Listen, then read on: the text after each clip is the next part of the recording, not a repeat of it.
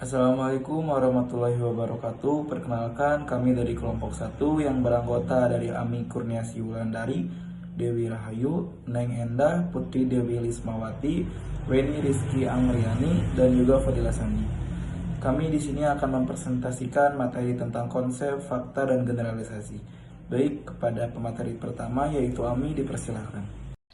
Baik, terima kasih kepada moderator. Sebelumnya izin memperkenalkan diri, saya Ami Kurniasi Wulandari dengan NPM 215060052. Saya akan menjelaskan sedikit pengertian tentang fakta.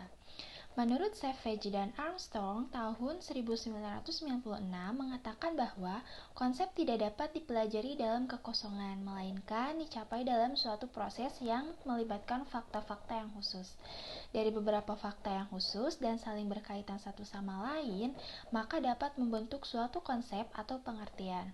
Karena begitu banyaknya fakta dalam kehidupan sosial manusia, maka tidak mungkin seorang guru dapat mengajarkan semua fakta tersebut. Oleh karena itu, guru harus memilih fakta yang dapat membantu para siswa untuk mampu memahami konsep dan generalisasi. Fakta dapat diartikan sebagai suatu informasi atau data yang ada atau terjadi dalam kehidupan sehari-hari dan dikumpulkan, dikaji oleh para ahli ilmu sosial yang terjamin kebenarannya. Walaupun demikian, fakta memiliki kekuatan yang terbatas untuk menjelaskan suatu masalah. Fakta menunjuk pada kondisi yang khusus dan keberlakuannya terbatas atau kurang berlaku di umum. Contoh fakta misalnya, 1. Penduduk Indonesia berkonsentrasi di Pulau Jawa, Bali, dan Madura. Lalu yang kedua, Ikrar Sumpah Pemuda terjadi pada tanggal 28 Oktober 1928. Yang ketiga, Gunung Galunggung meletus pada tahun 1982.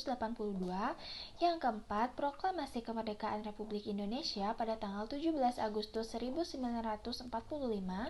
Yang kelima, Bandung adalah ibu kota Provinsi Jawa Barat. Dan yang keenam, Orde Reformasi dimulai tahun 1998. Pentingnya fakta dalam struktur susunan ilmu pengetahuan karena fakta dapat membentuk suatu konsep dan generalisasi. Sekian dari saya kembalikan kepada moderator. Baik, Assalamualaikum warahmatullahi wabarakatuh.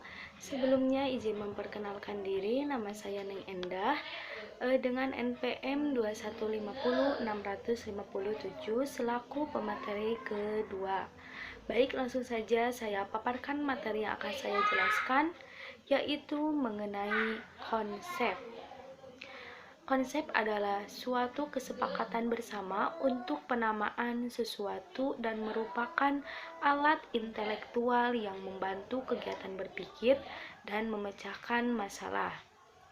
Jadi maksudnya konsep itu adalah suatu pemikiran yang terarah secara langsung untuk menentukan suatu solusi atau jalan keluar untuk suatu masalah yang spesifik agar menjadi konkret dan mudah memahaminya. Misalnya seperti ada sebuah benda yang dibuat dari kayu. Benda itu memiliki 4 buah kaki, ada bidang datar di atas kaki tersebut yang dipergunakan untuk menulis. Maka dengan kemampuan mental kita, informasi atau fakta tersebut kita sederhanakan lebih singkat, padat, dan jelas dengan cara memberi nama pada benda tersebut. Maka benda tersebut merupakan sebuah meja tulis. Lalu konsep dapat dinyatakan dalam sejumlah bentuk konkret. Konkret itu artinya suatu kata-kata yang memiliki makna atau acuan yang bisa dirasakan, didengar, dilihat, atau dicium oleh para indera atau sesuatu yang berwujud nyata adanya. Jadi konkret itu sesuatu yang nyata dan berwujud seperti gunung, lautan, daratan, dan rumah. Itu sesuatu yang terlihat dan tampak oleh indera mata dan nyata adanya. Lalu konsep juga bisa bersifat abstrak. Abstrak artinya merupakan ringkasan dari keseluruhan isi dari sebuah gagasan yang disajikan secara singkat dan akurat. Contohnya, seperti demokrasi, kejujuran, kesetiaan, keadilan, dan kebebasan. Tetapi konsep dari abstrak ini lebih sulit untuk dipahami oleh sebagian orang karena bersifat abstrak. Lalu konsep juga bersifat abstrak. Lalu konsep juga bersifat luas atau sempit, satu kata atau frase. Konsep dapat diperoleh dengan harus mengenal, memahami, dan merumuskan data-data yang menjadi ciri atau atribut dari suatu konsep. Misalnya, konsep tentang sepeda motor, maka kita harus bisa menjelaskan abstrak atau karakteristik dari ciri sepeda motor tersebut, yaitu kendaraan yang beroda dua. Lalu yang kedua, sepeda motor itu digerakkan dengan mesin, dan yang ketiga berbahan bakar bensin. Jadi konsep yang bersifat atribut harus dijelaskan karakteristik dari suatu konsep itu. Selanjutnya, menurut Moore dalam Skill pada tahun 1995, bahwasannya konsep itu adalah sesuatu yang tersimpan dalam benak atau pikiran manusia berupa sebuah ide atau sebuah gagasan. Sedangkan menurut Parker menyatakan bahwa konsep itu adalah gagasan-gagasan tentang sesuatu. Maksudnya yaitu suatu konsep dapat dikatakan sebagai gagasan yang ada melalui contoh-contoh. Dari contoh tersebut menggambarkan bahwa seseorang harus terlibat dalam proses berpikir karena ia sedang memikirkan tentang contoh-contoh suatu konsep. Maka proses berpikir itu sering disebut dengan istilah konseptualisasi, yaitu suatu yang terus-menerus yang berlangsung apabila seseorang sedang memikirkan contoh-contoh baru dari suatu konsep. Oleh karena itu, kesan mental atau image kita dari seseorang tentang suatu konsep akan berbeda karena tergantung latar belakang pengetahuan, ilmu yang dimiliki, dan budaya orang melakukan konseptualisasi. Terima kasih kepada moderator yang sudah mengizinkan saya berbicara. Sebelumnya, perkenalkan nama saya Putri Dwi Lisnawati dengan NPM 215060073. Di sini saya sebagai pemateri ketiga akan menjelaskan tentang pengertian generalisasi. Generalisasi berasal dari kata general yang berarti umum atau menyeluruh. Oleh karena itu, generalisasi merupakan pengambilan kesimpulan secara umum dari suatu gejala informasi yang kita terima yang didukung oleh data dan fakta yang sudah ada. Fakih Samlawi mengemukakan bahwa generalisasi merupakan sejumlah konsep yang memiliki karakteristik dan makna. Generalisasi adalah pernyataan yang hubungannya di antara konsep. Generalisasi mengungkapkan sejumlah besar informasi. Kebenaran suatu generalisasi ditentukan oleh rujukan pembuktian. Beberapa generalisasi yang kita terima hari ini mungkin pada masa yang akan datang harus diperbaiki sehingga diperlukan bukti-bukti yang baru pula. Untuk membentuk suatu generalisasi pada taraf awal harus didukung oleh sejumlah besar fakta dan membawakan sejumlah konsep untuk mengungkapkan sebuah generalisasi. Dengan generalisasi, kita dapat memperkirakan kejadian-kejadian yang akan datang, karena generalisasi memiliki keberlakuan yang lebih luas. Sekian pemaparan materi yang dapat saya sampaikan. Mohon maaf bila ada kata-kata yang kurang berkenan. Saya kembalikan kepada moderator. Assalamualaikum warahmatullahi wabarakatuh. Perkenalkan, nama saya Dewi Rahayu dengan NPM 2150647. Selanjutnya saya akan menyampaikan materi yaitu tentang kedudukan fakta, konsep, dan generalisasi dalam IPS. Yang pertama, fakta secara umum. Fakta adalah hal keadaan, peristiwa yang merupakan kenyataan yang sungguh-sungguh terjadi dan terjamin kebenarannya. Fakta merupakan salah satu materi yang dikaji dalam IPS. Apa itu IPS? Ilmu pengetahuan sosial. Dengan fakta-fakta yang ada, kita dapat menyimpulkan sesuatu atau beberapa peristiwa yang pernah terjadi. Fakta merupakan titik awal untuk membentuk suatu generalisasi. Selanjutnya, fakta dalam IPS, ilmu pengetahuan sosial. Ilmu pengetahuan sosial merupakan suatu mata pelajaran yang mengkaji serangkaian peristiwa, fakta, konsep, dan generalisasi yang berkaitan dengan isu sosial dan kewarganegaraan. Sedangkan fungsi dari ilmu pengetahuan sosial itu sendiri fungsinya adalah untuk mengembangkan pengetahuan nilai, sikap, dan negara Indonesia. Bertitik tolak dari IPS tersebut, fakta merupakan salah satu materi yang dikaji dalam IPS.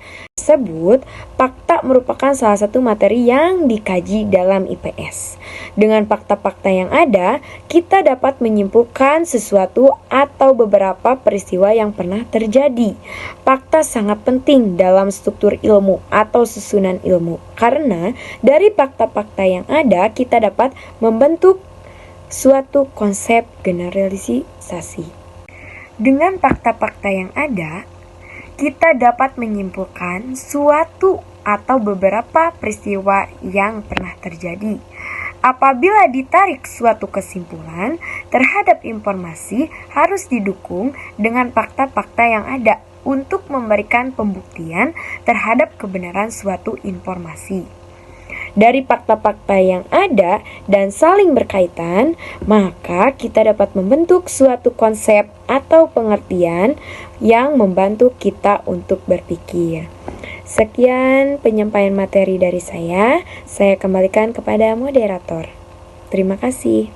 Assalamualaikum warahmatullahi wabarakatuh. Sebelumnya izin memperkenalkan diri. Saya Wahni Rizky Anggriani dengan NPM 215060064. Di sini saya sebagai pemateri kelima. Baiklah, di sini saya akan membahas tentang konsep dalam IPS. Konsep dalam IPS adalah suatu ide yang menggambarkan hubungan antara dua atau lebih fakta seperti konsep kebutuhan manusia yang berkaitan dengan berbagai hal. Sebagai bidang kajian terdiri dari konsep dasar sejarah, konsep peristiwa atau kejadian tempat dan waktu. Geografi terdiri dari konsep lokasi, posisi, situasi, tempat, distribusi, dan perancangan. Selanjutnya, dalam ilmu ekonomi terdiri dari konsep kelangkaan, spesialisasi, saling ketergantungan, pasar, dan konsep kebijaksanaan umum. Pada sosiologi, mengkaji konsep keanggotaan dalam kelompok perilaku, tujuan, norma, nilai, peran, keleluasaan, dan lokasi. Sedangkan adat istiadat, etika, tradisi, hukum, dan keyakinan dalam psikologi terkandung konsep-konsep kemandirian, motif, sikap, persepsi, interpersonal, kelompok, norma, kelompok, konflik, dan sebagainya. Sedangkan dalam ilmu politik terkandung konsep negara, kekuasaan, pengambilan keputusan, kebijaksanaan, pembagian kekuasaan, demokrasi, dan lain-lain. Dengan menggunakan berbagai konsep ilmu sosial untuk memecahkan masalah sosial, maka pada akhirnya kita harus mengambil sebuah keputusan atau kesimpulan bagaimana hasil penyelesaian masalah yang sedang dihadapi. Baiklah, di sini saya akan membahas tentang konsep dalam IPS. Konsep dalam IPS adalah suatu ide yang menggambarkan hubungan antara dua atau lebih fakta seperti konsep kebutuhan manusia yang berkaitan dengan berbagai hal. Sebagai bidang kajian terdiri dari konsep dasar sejarah, konsep peristiwa atau kejadian tempat dan waktu. Geografi terdiri dari konsep lokasi, posisi, situasi, tempat, distribusi, dan perancangan. Selanjutnya, dalam ilmu ekonomi terdiri dari konsep kelangkaan, spesialisasi, saling ketergantungan, pasar, dan konsep kebijaksanaan umum. Pada sosiologi, mengkaji konsep keanggotaan dalam kelompok perilaku, tujuan, norma, nilai, peran, keleluasaan, dan lokasi. Sedangkan adat istiadat, etika, tradisi, hukum, dan keyakinan dalam psikologi terkandung konsep-konsep kemandirian, motif, sikap, persepsi, interpersonal, kelompok, norma, kelompok, konflik, dan sebagainya. Sedangkan dalam ilmu politik terkandung konsep negara, kekuasaan, pengambilan keputusan, kebijaksanaan, pembagian kekuasaan, demokrasi, dan lain-lain. Dengan menggunakan berbagai konsep ilmu sosial untuk memecahkan masalah sosial, maka pada akhirnya kita harus mengambil sebuah keputusan atau kesimpulan bagaimana hasil penyelesaian masalah yang sedang dihadapi. Konsep dan generalisasi merupakan suatu rangkaian keseluruhan atau sistem yang satu sama lain tidak dapat dipisahkan dalam rangka membentuk suatu teori ilmu pengetahuan termasuk IPS. Baik, itulah penyampaian materi dari saya. Saya lanjutkan kepada pemateri selanjutnya, yaitu Enda. Selanjutnya ada jenis-jenis generalisasi. Jenis-jenis dalam generalisasi dibagi menjadi dua. Yang pertama ada generalisasi sempurna, yang kedua ada generalisasi tidak sempurna. Yang pertama, generalisasi sempurna, yakni generalisasi yang menempatkan seluruh fenomena yang menjadi dasar penyimpulan diselidiki. Jadi maksudnya generalisasi sempurna ini memiliki kesimpulan yang sangat kuat dan tidak dapat diperdebatkan serta diragukan. Contohnya seperti pada sensus penduduk. Generalisasi sempurna dikenal juga dengan istilah induksi lengkap. Diawali dengan hal partikular yang mencakup keseluruhan jumlah dari fenomena yang diselidiki. Lalu yang kedua ada generalisasi tidak sempurna. Generalisasi berdasarkan sebagian fenomena yang dilakukan untuk mendapatkan simpulan yang berlaku bagi fenomena sejenis yang belum diselidiki. Artinya apa generalisasi macam ini tidak menghasilkan kesimpulan yang pasti sebagaimana generalisasi sempurna, tetapi jauh lebih efektif dan efisien.